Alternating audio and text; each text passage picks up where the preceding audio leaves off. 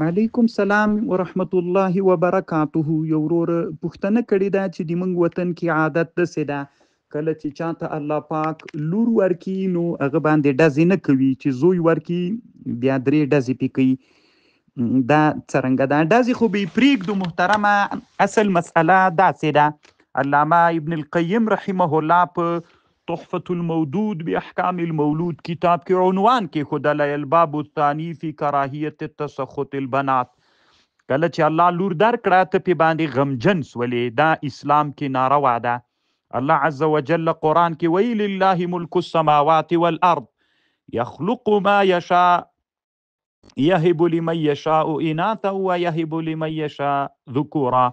نو اوس محترمه دی په دې باندې بحث کوي دلته چې وکفا بالعبد تعرضا لمقته ان يتسخط ما یعنی د انسان د پاره همدغه بس ده چې کله الله دته یو شی هبه کی نو دنه داسې اعمال صادریږي چې هغه تعریض و اشاره دې ته وي چې ګویا زه خفه یم.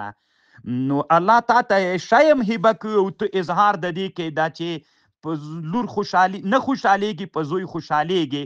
نو خدا تعریض ده، دا اسلام کې ناروا ده. والمقصود ان التسخط بالاناث دا خپه کېدل، اظهار د غم کول په لورګانو باندې من اخلاق الجاهلیه الذين ذمهم الله في قوله واذا بشر احدهم. الله قرآن کې د جاهلانو صفت داسې کړی واذا بشر احدهم بالانثى، جاهلان به سول چې په لور باندې به زیری ورکړل سو ظل وجهه مسودا، وبګرځي د مخې تور له غوسې نه به ډک و.